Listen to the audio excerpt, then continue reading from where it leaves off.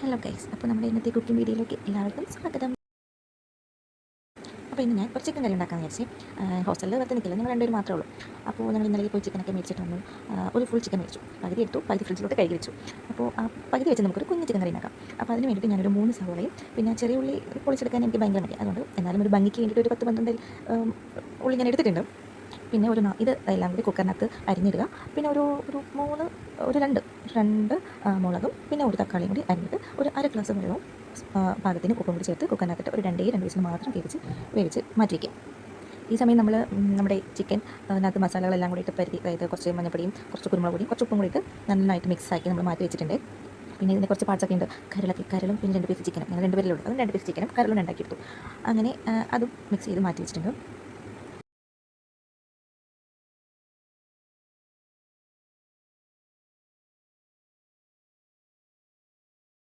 ഈ സമയം നമുക്ക് കുറച്ച് ഇഞ്ചിയും വെളുത്തുള്ളിയൊക്കെ ഒന്ന് പൊളിച്ച് പേസ്റ്റാക്കി മാറ്റി വയ്ക്കാം കേട്ടോ.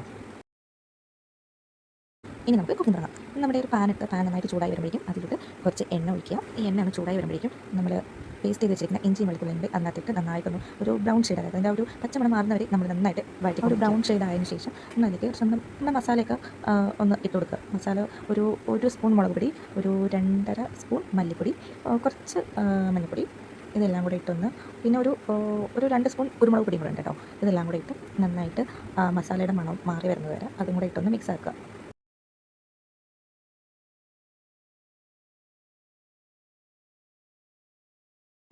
ഇതിലേക്ക് ഞാൻ 2 വറ്റൽമുളകും കൂടി ഇട്ട് കൊടുക്കുന്നുണ്ട്.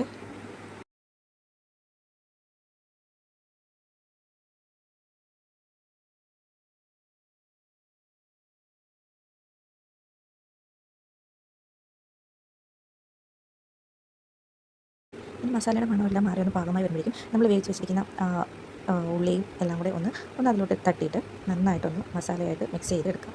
അപ്പോൾ സവോളയൊക്കെ നന്നായിട്ട് എനിക്കാണെങ്കിൽ ചിക്കൻ കറി വയ്ക്കുമ്പോഴത്തേനും സവോളയൊക്കെ എല്ലാം ഉള്ളിക്കറിക്ക് വെക്കുന്ന കണക്ക് കിടക്കുന്നത് എനിക്ക് തീരെ ഇഷ്ടമല്ല. അതുകൊണ്ട് ഞാൻ കുക്കറിനകത്തിട്ട് അടിച്ചെടുത്തത്. സിമ്പിൾ പരിപാടി.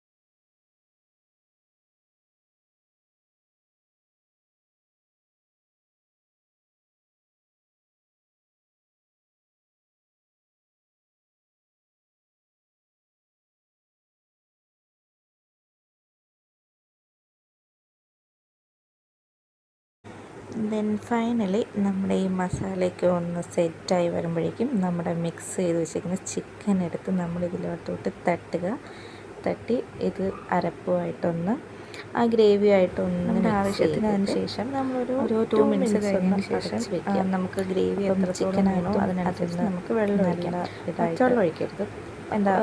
ഗ്രേവിയൊക്കെ നന്നായിട്ടൊന്ന് പിടിക്കും, അതിനകത്ത് പിടിക്കും, ഉപ്പൊക്കെ നന്നായിട്ട് പിടിക്കും.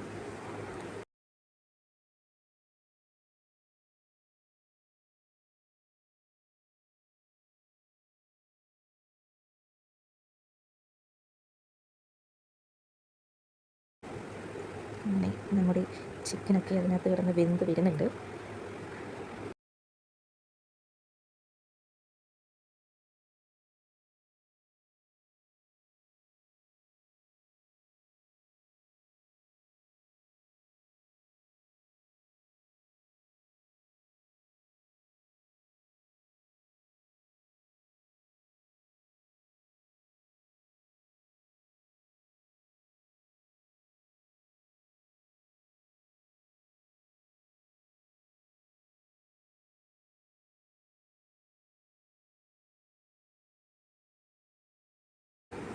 കറിയെല്ലാം ഒന്ന് കുറുകി സെറ്റായി വന്നതിന് ശേഷം കുറച്ച് കറിവേപ്പില കൂടി ഇട്ട് കൊടുക്കുക. നമ്മുടെ ചിക്കൻ കറി സെറ്റായി. കറിവേപ്പില ഇട്ടങ്ങ് അടച്ച് വയ്ക്കുക.